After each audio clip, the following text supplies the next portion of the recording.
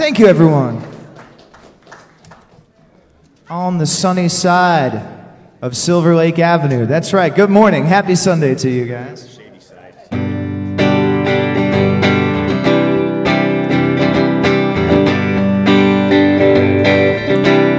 Will you stand and sing the song? Come on in with us, please.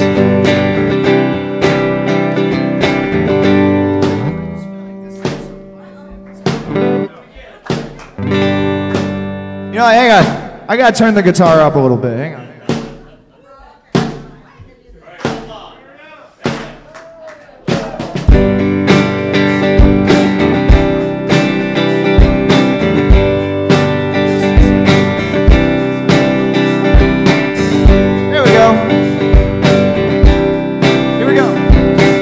Standing outside the door of love and mercy, you wonder if there's a place there for you.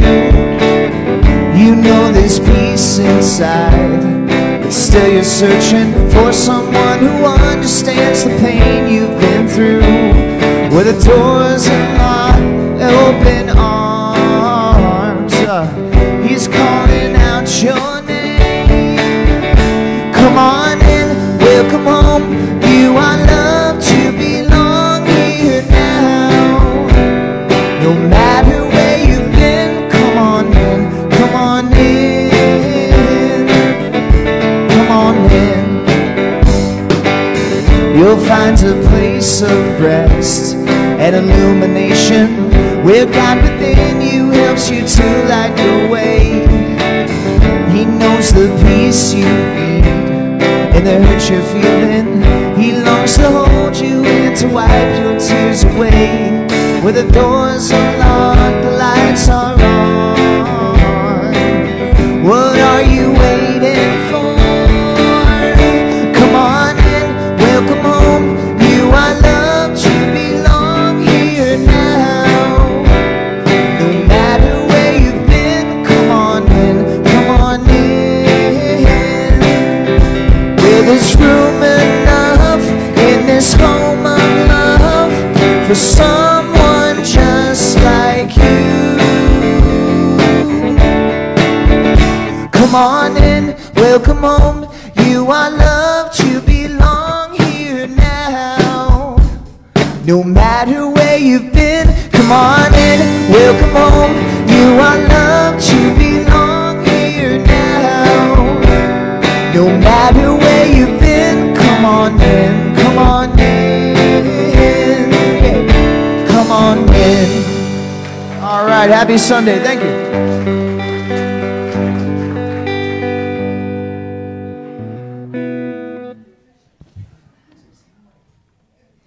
Good morning. All right, so we are going to be reading Enemy Pie today, and actually making little pies and talking about ways to... I've been told I go out of camera view, so I was like, wait, I gotta stay there. Okay, good. We're gonna be making little pies, so should be fun. And talk, oh wait, that's where I was. Yeah, so we're gonna be talking about that having people that we dislike really only hurts us in the end, and so how can we let go of those things?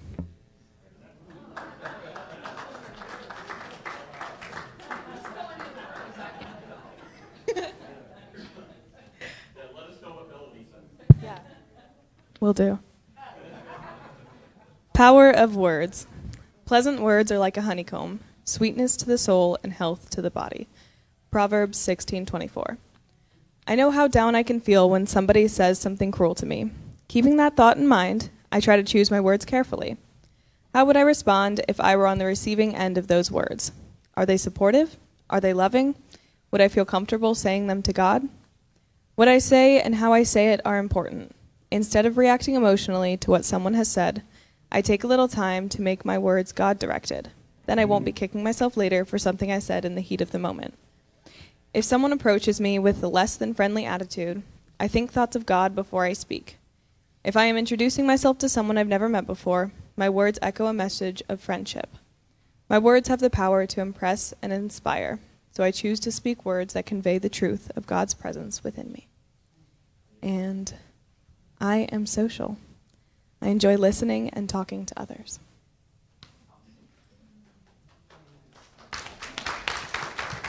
We're going to sing the kids to Sunday school.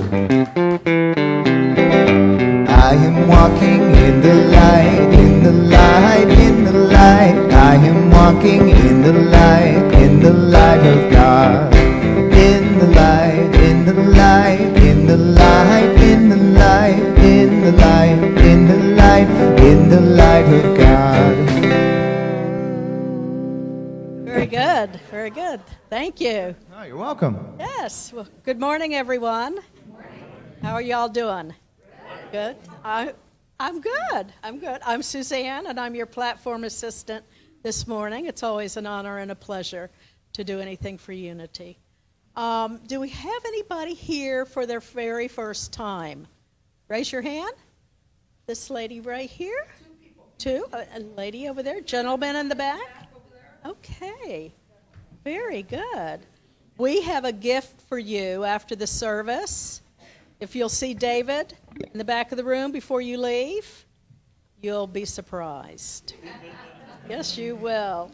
All right, announcements. It's not money, just so they know. No, it's not. No, it's not money. It's something you can wear. How about that? It's a hint. Okay, announcements. The people here in the congregation, they're in your bulletin. People who are watching on Facebook can always go to unityoftampa.org. And now is the time to check in on your social media to let people know where you are this morning. And if we could all silence our phones, thank you. All right. The COVID positivity rates in Hillsborough County are still rising. They're at 19.2%. So we're recommending masks. It's not mandated, though. And we'd like to thank the Snack Angels. Miss Vivian, in particular, she is their leader. They provide snacks for after the service in our social hall, where we can go and gather and chit-chat and sit and have a cup of coffee or a donut or something healthy if you'd like. We have a grief and recovery support group, which is meeting today. Our facilitator is Jan Cohn, and you're meeting in the social hall now. Yes. They're going to have a snack, and then they're going to get together and do their group. Oh, yes. Elliot is having a talent show on August 5th. So there are a few slots remaining. If you are interested in performing in the talent show, please see Elliot after the service. And we have a community outreach all summer long. We're collecting snacks for Hillsborough County Children's Board. You could drop them off in the fellowship hall, and they're looking for things like juice boxes or individually wrapped snacks for children. And this sounds really awesome. Unity of Tampa is having a Montana retreat with Peter Cater? Yes, and this is going to be next summer, July 26th through the 30th. 4 nights, 5 days. You need to make your reservation now. There's limited slots. And you need to see Jeffrey after the service. There's a $300 deposit that's due by July 31st if you are interested. And we're going to celebrate this week's birthdays, if we know of any. Anybody having a birthday this week? Oh, this gentleman right back here. And what's your name? What's your name, sir? Clark. Happy birthday. Anybody else? Anybody else willing to admit it's their birthday? All right, well, we're going to sing to Clark, and maybe there's some people online who have a birthday this week, too. So, happy birthday to you. Happy birthday to you. Happy birthday, God loves you. Happy birthday to you. Very good, thank you.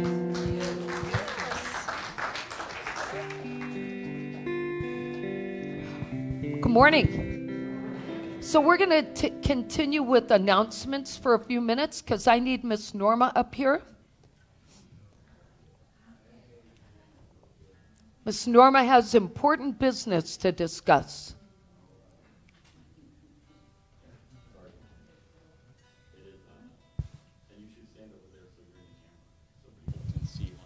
Yes, sir.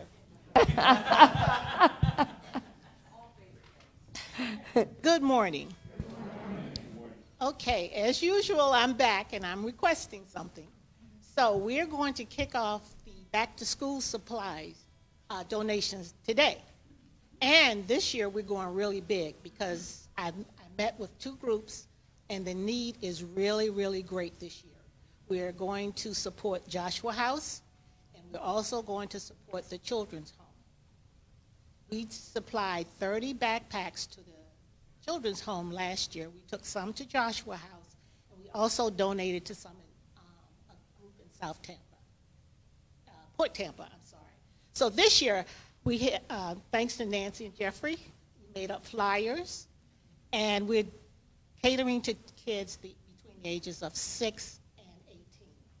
The 18-year-olds, remember this, the 18-year-olds, the teenagers, are very particular. Yeah, they have, one of the items we are adding to this year's list is socks. So not just any socks. Right. So, right. The kids at the Joshua House, the young men want black men socks. Okay, so no white socks, black. No red socks. Yeah, no, they want black socks. But the kids at the Children's Home, they're a little more flexible. But we just want to make sure that they have what they need. What we're going to do is we're going to collect the supplies. Susan has already purchased 48 backpacks. Thank you, Susan. But we're asking you to bring more because we're going to need more. The thing about Joshua House, they contribute, or they support all of the foster care kids or agencies in Hillsborough County. So they are giving to hundreds of kids. The Children's Home, they asked for 50 backpacks. I compromised and said, I can promise you 40. But if we get more, that's great. Right. Okay? So please, when you're out shopping, take the list with you if you see some supplies and socks. And the list, where are the lists going to be, in the back? Where do you may put them? The list? Yeah, in the back? Okay. Yes, Jan. Yes, and we will spend the money wisely. Okay. Just don't give it to Norma. Yeah, 'cause you know me, hey. Okay. The one No, thing you about can Hillsborough, trust Norma. the one thing about Hillsborough County is that they wear the uniforms. Yeah. So I talked to the young lady, and the kids can go wild with the socks. So different color socks for the kids, it's very important. That's the only thing that they have some control over about what they wear. Right. Okay. Pardon me? What's your deadline? Good point. Okay, we will be taking collections through July 31st. So we only have 2 weeks to collect. Yeah. School starts August 10th. I had no idea. School starts. The Children's Home will be doing their back-to-school fair on Friday, August the 5th. So I need to get things to them by the 3rd. And Joshua House has already started their collections. So we're going to get together here on the 31st after service to stuff backpacks. So anybody who wants to join, think about it, stick around. Maybe I can convince Nancy to have a little extra something, donuts or something. Well, I won't be here on the 31st, Shame but on you. I will make sure something In this extra is I here. know you will. So anyway, get ready because this is really going to be a big deal this year. Yes. If we want to donate money instead of going and getting each individual thing, how much would it be to fill a backpack? About donations? That's a good question. Anybody? I don't have school-age kids. I don't know. Donate what you're comfortable with. Yeah, Yeah, whatever and you're then don't comfortable- worry about it. Yeah, and then I'm really great at finding sales. Yes, she is. And we'll either fill one or fill two. Oh, yeah. And Norma, yes. the lady that just asked the question, Megs, she is interested in volunteering, so if you would talk to her after. Okay. Yes, find me afterwards if you're interested in volunteering because not only do we have to stuff all these backpacks, this stuff has to be taken to them. Yes. Somebody has to do the work. Okay. All right, thank you. How about thanking Norma for all this hard work? Thank you, guys. Norma, we appreciate you, and I also want to do a couple of quick shout-outs. First of all, in case you didn't notice, Michael Hilson was not here playing today. Yes. So Michael is in Miami, and I want to do a quick shout-out to say, Michael, we're thinking of you and your mom, and we're praying for her. His mom had a procedure, and he's a good son, and he stayed to be with her. So we're sending love and prayers. I also want to, I didn't get to ask Julie last week, but now I'm just going to say it. I want to welcome Sloan Erica. Julie and Mark have a new grandchild, and she was born a week and a half ago on July 5th. So I just want to say welcome to Sloan Erica into our Unity family. And some of you saw and have met Morgan, Julie's daughter. I owe shout-outs to Bronwyn. Bronwyn, thank you for always making everybody feel better here. David, thank you for always managing T-shirts.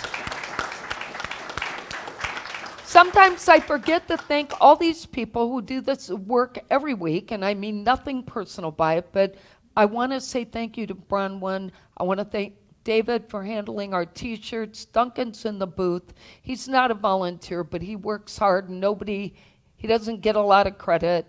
And Jeffrey Beach has stepped up to share the greeting role with Michael, so Michael can take a little bit of a break himself and actually enjoy the service too. And so thank you for stepping up again. Luis and Jeffrey B. were in there repairing furniture today. Again, people just show up. Vivian, of course, our chaplains, our board, our counters, everybody, thank you. We have a lot of people we need to remember here. Also, last thing I want to say is that Coley, thank you for handling Instagram for me. I always forget to thank you too, so apologies. That's it. I'm done. I'll see you next Sunday. I'm done with my list. Oh yes, I want to show you this. So this is our Facebook map of all our viewers live. Isn't this fun? It's getting really a lot more fun to see who's watching live. So thanks to our Facebook audience, you made the map. And if we don't have your state on there, then be sure and let us know. Put a message in there for us.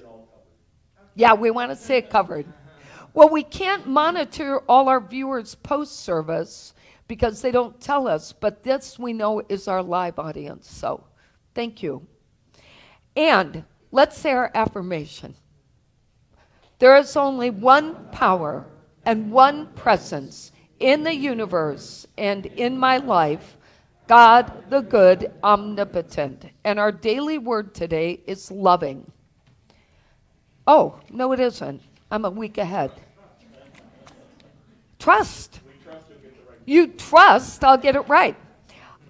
Trust. I place my trust in God. Few things are a greater comfort than deep and abiding trust in God. When I trust, I move more confidently through life. I feel the wind at my back and am made strong in the face of adversity. In the past, I may have felt disappointed when I misplaced my trust. The things of the world are impermanent. Even people come and go.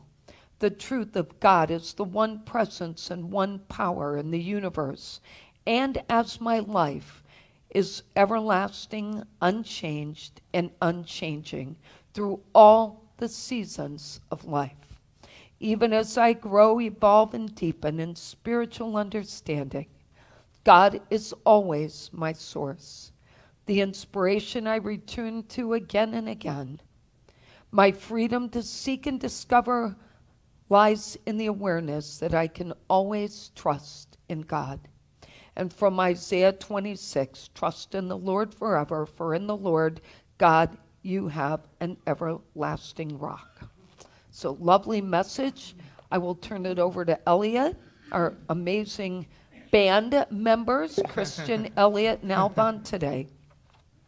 Yeah, and we got another song for you guys to sing with us. This one's called I Am Free, I Am Unlimited, and that's about half the lyrics in the song. So you're gonna get the rest, I promise.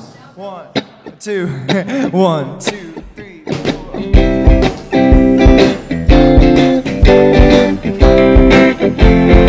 Here we go. I am free, I am unlimited. There are no chains that bind me. I am free, I am unlimited.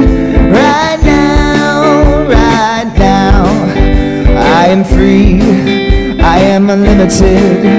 There are no chains that bind me. Yeah, I am free, I am unlimited. Right now. I am free, I am unlimited. There are no chains that bind me. I am free, I am unlimited. Right now, right now. I am free, I am unlimited. There are no chains that bind me. I am free, I am unlimited. Right now. I am free, I am unlimited. There are no chains that bind me. I am free, I am unlimited. Right now, right now. I am free, I am unlimited. There are no chains that bind me. I am free, I am unlimited. Right now. I am free, I am unlimited right now. All right, hey, thanks guys. All right, I got the guitar about twice as loud on stage now, which is to compensate for Michael being gone. So hopefully it's not blasting you guys away. It's actually good though, because otherwise without the piano and your guitar being up, it's difficult to hear. Yeah. Awesome. All right, I have one great story that Jeffrey actually found for us. Some of you may have seen this, but it was a story about a traffic stop and what happened with the family. So, at first glance, it looks like another one of those viral photos that would indicate that we're still battling racial injustices. However, the picture is of a white state trooper and a black man during a traffic stop. The trooper's leaning through the open window, holding his hand. And this photo went viral for a really great reason. The state trooper was helping this man, and he still has trouble digesting what happened that afternoon. On March 28th, Ashley Wilkerson was driving her father, Tony Geddes, home from a medical treatment at Duke University Medical Center when she heard a siren and saw flashing blue lights in her rearview mirror. "Oh God, I'm speeding, Dad," she said. He said, Okay, calm down." In her backseat were her daughters, Alana, 8, and Aria, 5, and her mother, the Reverend Fanny M. Geddes. She pulled over on the right shoulder of the highway and awaited the officer. She had good reasons for being distracted. She was bringing her dad home, and she was very nervous about how this was going to play out. The officer introduced himself. He asked for her license and registration. She apologized, reached for the glove compartment when her father said softly, "This is my baby girl. She's driving me home from a chemo treatment at the cancer center at Duke." And while reviewing Ashley's information, Officer Doty was also reflecting upon his own life. He too has a daughter that he cherishes, and he had his own health scare. He had been diagnosed with ulcerative colitis and had to undergo surgery to remove portions of his colon. He said, "I felt like I was dying." Doctors told him he would likely have gotten colon cancer if his illness had not gone untreated. So while recovering, he vowed that if he could ever help someone get through their illness, he would do it, remembering all the people who had prayed for him and counseled him while he was sick. So Officer Doty closes his ticket book. He walks back to the car and he says, "Sir, do you mind if I ask what kind of cancer you have?" Mr. Getty said that he had colon cancer. And Officer Doty then said, "May I pray for you?" And of course, Mr. Getty said, "Absolutely, I believe in prayer." So Mr. Geddes raised his right hand, grasped Officer Doty's, and the men lowered their heads and prayed.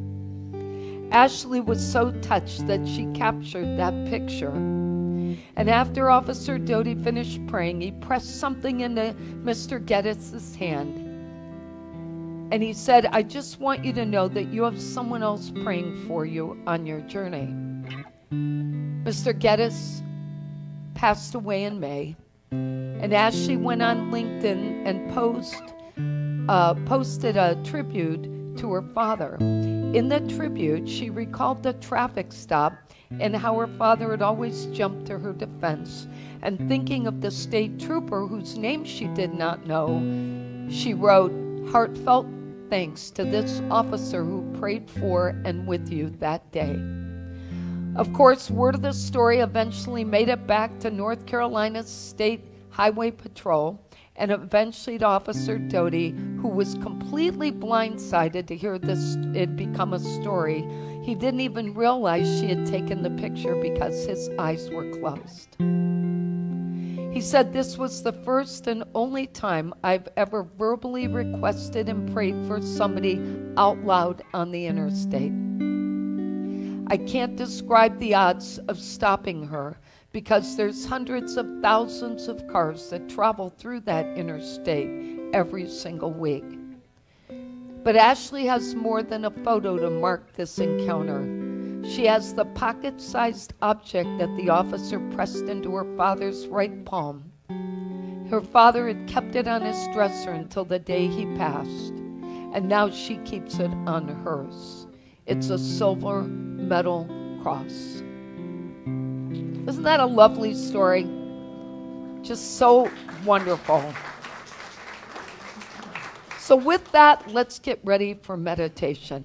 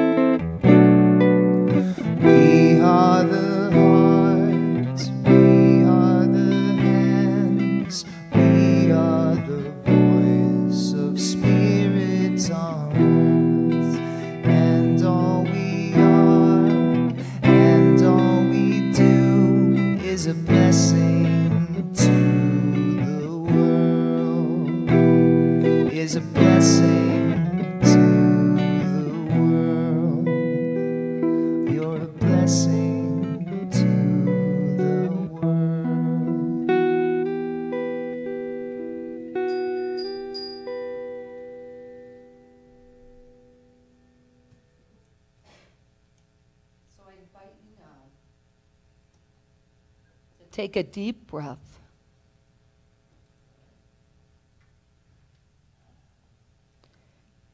And just for one brief moment, ponder the thought, I am a blessing to the world. What a wonderful thing for all of us to think about. And as you continue breathing, just allow the words I'm going to share to enter into your consciousness, letting go of what is not needed. Breathing in the light of the divine power in this universe. My human experiences are limited by the emotional attachment I have to them. The thoughts I hold about those experiences are often buried deep within me, even if I'm not consciously aware. Today, I choose to empower my life by consciously becoming aware of the thoughts I am holding and the choices that I am making to react or respond. Letting all of them go will help me achieve freedom, spiritually free. Every experience requires me to take responsibility for how I am choosing to see my life and how I'm choosing to recall it. Remembering to see God in everything will help me trust the process rather than be upset by it.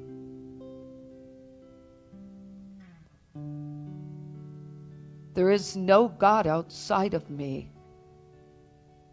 It's all within. Divine energy filling my soul, providing wisdom, helping me be more loving, and helping me to bring my best self to every day. As I begin to trust this inner strength, I am able to release my attachments to anything that has become frustrating to me, including the control I keep trying to exercise over my life and others. Strengthening my spiritual self and acknowledging that I am not limited by the past can only set me free, and I choose freedom. I choose freedom knowing that with every new experience comes improved awareness. I rest in the silence now and take that in.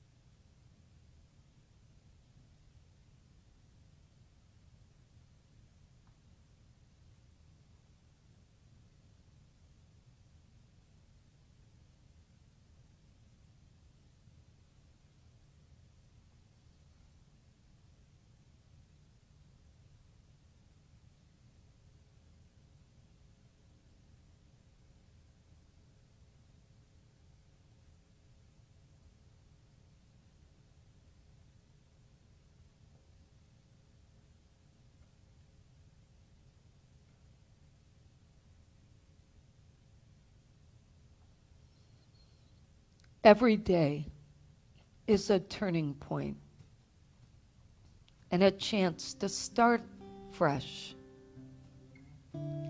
With an open mind and heart, I return to this moment in time and invite my highest consciousness. I am radiant, glorious, and divine as spiritual light breaks through. And as I come back to this moment, I am refreshed and relaxed, and I am at peace.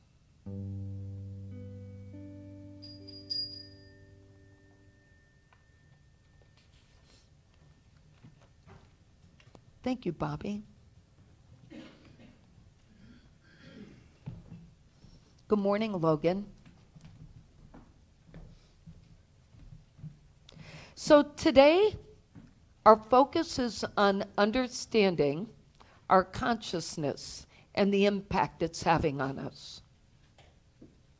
Imelda Shanklin wrote a book entitled, What Are You?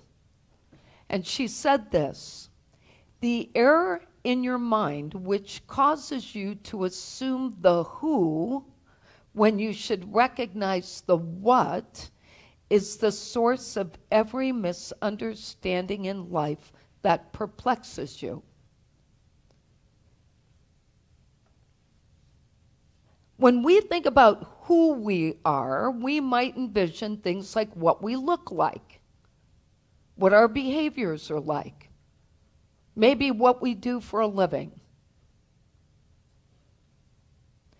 But the what we are refers to all the unseen factors about us. Our mind, our soul. And the unseen factors are what help us think about why we make such statements like we do, and why we have the beliefs that we do. And the more we examine unseen, the better we get to know ourselves. Why we think and act the way we do, what triggers our emotions or our reactions, what creates stress in our lives and in our relationships. Unity teacher and author of Heart-Centered Metaphysics, Reverend Paul Hasselbeck, wrote that life is consciousness, which he describes as the ability to perceive our inner world of thoughts, the ability to perceive our ideas, our beliefs, our images, our feelings, our emotions, perceptions, attitudes, and sensations. Life is consciousness. It's all about how we're using that little camera to see the world and everything that's happening around us. And it is literally the thing that controls us. He says we grow up and we learn ways to confuse the truth of our personal power, and we acquire such statements as these. What happened in my life caused me to be who I am. My life led me to this point. That event or person made me feel angry. Or perhaps that person made me feel sad. And he says that when we make statements like that, they force us to attach who we are to what happened in our life. Which, by the way, ignores the fact that all along we were making conscious choices to do what we did, to say what we did, to act the way we did. He reminds us that our consciousness allows us to be the master of our life. It's the only domain where each of us is 100% in control. And he says even God doesn't control your mind. Only you control your mind. Each of us has 100% control. So tell me this. Why do we choose to to think and act the way we do about others and about ourselves? Why are we always looking to find reasons why we act as we do? He said self-responsibility is the key to our personal freedom, taking ownership of our own actions and the truth about ourselves. Now, I want us to really take that in for a moment. Just think about what I'm saying. He's saying that the way we get to freedom is through being in control of how we're thinking and what we're choosing to see. So if that's true, then how come we're not all free? It's crazy, right? You'd think this would be easy. It's simply not, and we all know that. So I decided I was going to share a personal journey today. I don't often do that. But I really think this story will help you understand how I arrived at the understanding I did to share this message today, because this is very recent epiphany for me. So stay with me in the story. I promise there's meaning to it. I don't want you to just think I'm up here to talk about me and fill a few minutes. So some of you know that 11 years ago, I attended Unity Seminary for about 1.5 years. And while I was there, and before I actually went on that path, I had to complete 130 spiritual enrichment education credits, slightly more than 1/3 of the Masters of Divinity program, which would have been my second master's, underwent a psychological evaluation, which included testing, questions, and in-person evaluation, and then underwent panel interviews and had to give a talk to this panel. A few months after that, I decided to leave the seminary because I realized I wanted to understand more about world religions.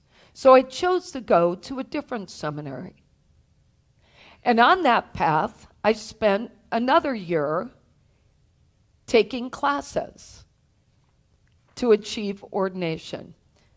I was ordained by a rabbi, an imam, a Catholic priest, and the head of the seminary. And years later, received my doctorate from them. So when Jeffrey and I were asked to come back here in 2020 to help with the transition, we were both focused on the short-term picture. Help the church get moved, help the church get settled, rebuild volunteerism and attendance, and then go back to the mission we had been leading.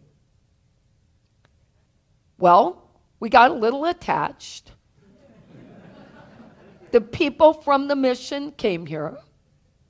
And I remember I had spent 13 years at Unity before I went to Unity Seminary.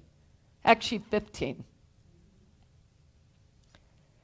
So imagine me thinking, okay, we're out of here. We're going to leave. We're going to move on, and that's good. I don't need to worry about anything. However, we were asked to stay, and we were grateful, humbled, and honored. But it also meant that I was agreeing to pursue Unity ordination. Again. What I didn't know when I said I agreed to it was that the process would require me to literally start all over.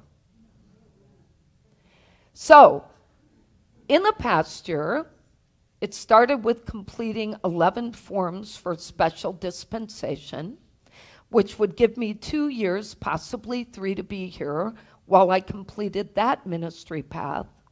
Next, I had to undergo another psychological evaluation and 180 questions. Then, this past June, just a month ago, I was notified I owed them a 6-month check-in. 5 pages later, the board and I collaborated on this document, and we sent it in. Then I learned I had to apply to the field licensing program spoke to the person in charge, painfully learned that none of the courses I took at the second seminary would be acknowledged. I was informed that in order to complete the ministry path application, now that I'm through dispensation, I would have to complete any coursework prior to that. So, of course, my question was, what does that look like? And I learned that of those, any classes I took that were more than 10 years old were no longer valid and had to be retaken. So now I'm in classes. So I enrolled in 3. Only 2 of them have to finish before August, between August and November, when that next application is due. And then we wait until December to find out if I'll be passed through to the next set of panel interviews and then the next stage. Now, I'm not going to lie. I have experienced such frustration that I can't even tell you how many days I've cried over this. I felt judged, devalued, emotional, have been asking myself continually, why do I think I need to prove this at my age? Why am I doing this? But then, God hit me over the head with this big plank, and that's when the awakening started to happen. In the last 6 weeks, it all became clearer. So I want to tell you, the reason I told you that story is I want you to hear me now as to what I've learned because of that. So while I never told the book club during our discussions that I was going through all that, I didn't want to monopolize the conversation and cry the whole meeting every time. I started to have this conscious awakening about how many choices we make to look at things the way that we do. And I realized all this negative energy was building up in me, or I wouldn't have been crying. All these blocks. Why this? Why that? Here we go again, another form. It was like haunting me. But I truly had forgotten what I was, and I was stuck in who I was. And as soon as that became clearer, I felt like I could let some of this go. But the craziest part of this, and I mean the craziest, is that my first reading assignment in a class I'm retaking was from Lessons in Truth, Emily Cady's book, and the chapter is called, are you ready? Bondage or Liberty? I thought this was like the worst joke ever. Bondage or liberty? Is that even possible? That is my first assignment? In it, she says this: do not be under bondage to false beliefs about your circumstances or your environment, because God is in everything. The very circumstances of your life will change before your very eyes if you will steadfastly refuse to see anything but God in it. That's when I got that only my consciousness had to change, nothing else. The template, the vision, the camera I was looking for had a bad lens. Another important lesson in this process has been recognizing that on several levels of the spectrum of our consciousness, I wanted them to reconsider their approach. I wanted them to fix this process. I was all ready to write everybody and anybody who would listen to how much sense does any of this really make. And then Eric Butterworth enlightened me. By the way, he's my second assignment. In Discover the Power Within, he says this. I'm going to read it to you verbatim. Jesus was a master psychologist. He knew that people have a tendency to attempt to justify their own weaknesses by looking for weaknesses in others, and also to rise above their own sense of insufficiency by cutting other people down to size. Quite often, he says, the reformer in life is trying to change the world and the people in it because he has a secret sense of injustice in the way the world has treated him. He who would save the world must first of all save himself. What we see in others is an evidence of the level of our own consciousness. Everyone is a spectrum of many levels of consciousness, ranging from the very good to the very bad, from the very strong to the very weak. If we include the spiritual dimension along with the human level, it might be said that we can find anything in another that we want to look for. We will see what we choose to see. The shortcoming we find ourselves harping on in another person is evidence of a state of consciousness in us. More than this, it may well be the key to the cause of certain unjust experiences we are facing, for which we are unconsciously trying to dodge responsibility by engaging in the criticism of others. Clearly, I was operating at a low level of consciousness, thinking I should fix them. Because the truth is, Butterworth reminds us, and so does Emily Cady, we're not here to fix anybody. And in fact, it's the first thing my instructor repeated in the class this past week. Please remember, we are not here to fix each other. Please do not give advice to one another when each other shares. Please do not think it's your place. Everybody can take care of themselves. They even called out the fact that, we hear something and we immediately think, oh, so-and-so would benefit from this. He said even that is fixing. It's the mindset that we think we know better than them, but they're of the same divine cloth. I needed to save myself, and I finally figured that out.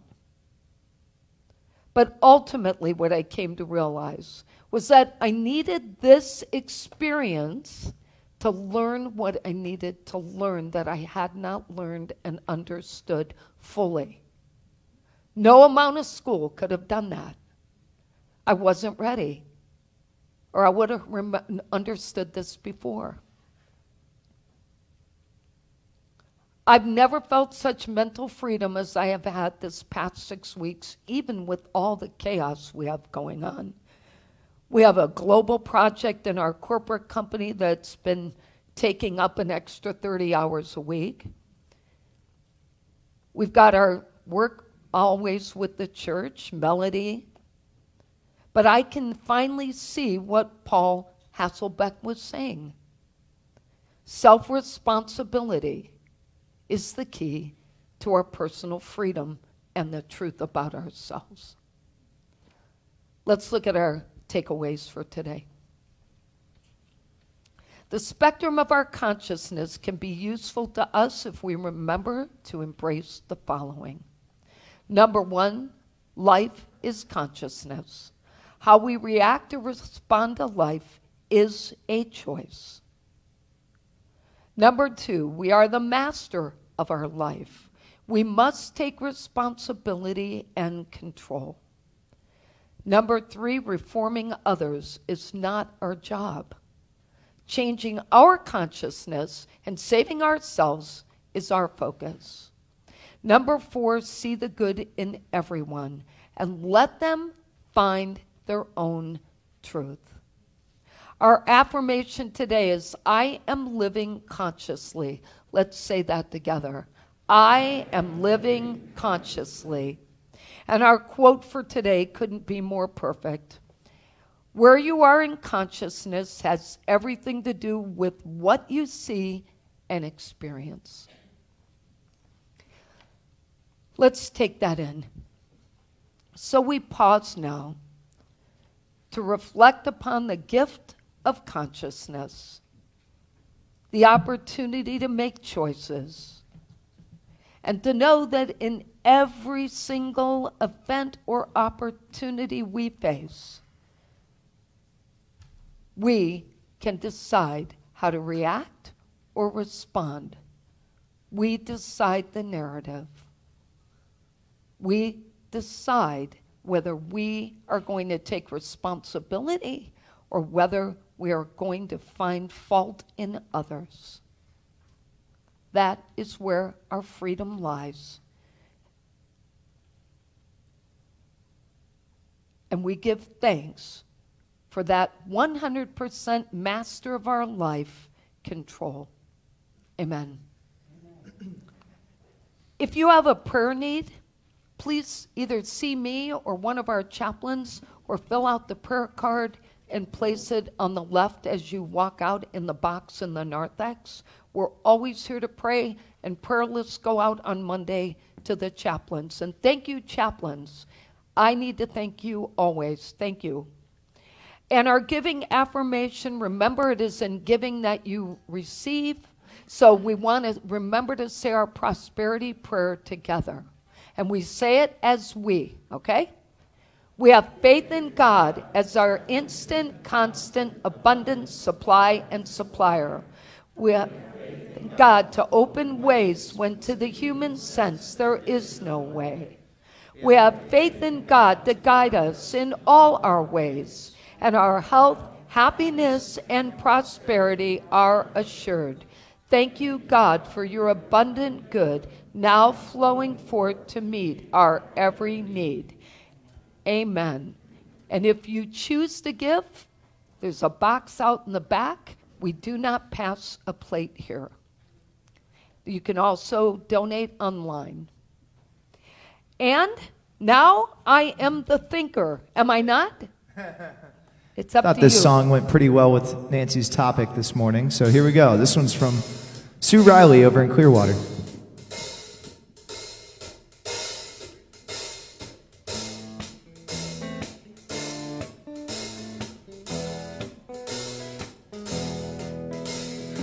I am a thinker. Oh. Ha. Can you guys tell I'm not on my A game this morning? Is it obvious to anybody? Is it painfully obvious to anybody else? I apologize. We're going to try this in the right key this time.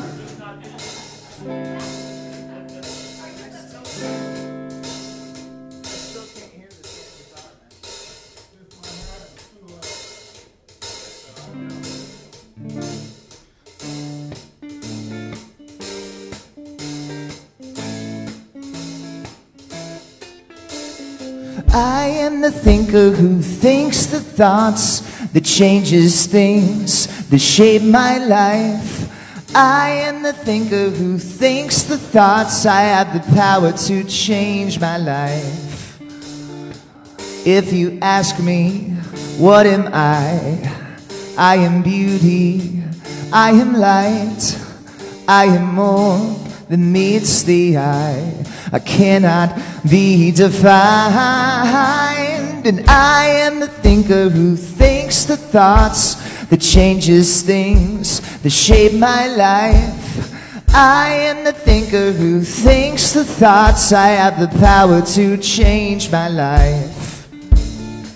If you ask me, what am I am wisdom, I am joy, I am more than meets the eye. I cannot be defined.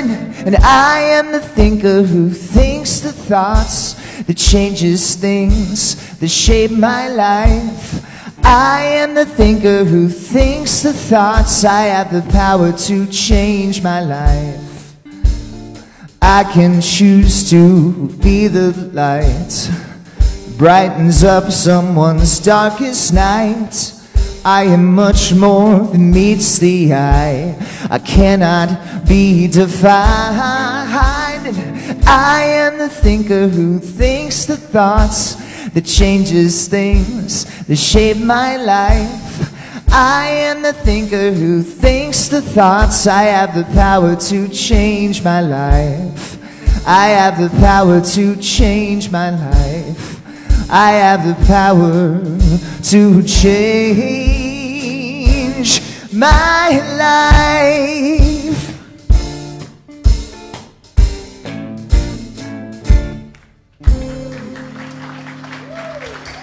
All right.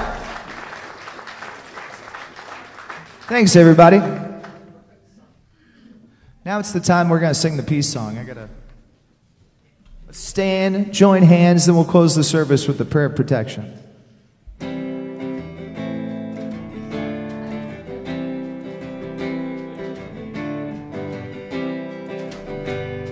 Let there be peace on earth, and let it begin with me. Let there be peace on earth, the peace that was meant to be, with God as creator. Family all are we. Let us walk with each other in perfect harmony. Let peace begin with me. Let this be the moment now. With every step I take, let this be my joyous vow, to take each moment and live each moment with peace eternally. Let there be peace on earth, and let it begin with me. And now let's join together in saying the prayer of protection. The light of God surrounds us. The love of God enfolds us. The power of God protects us. The presence of God watches over us. Wherever we are, God is, and all is well. And don't forget to stop over in Fellowship Hall. Thank you all for being here today. God bless you.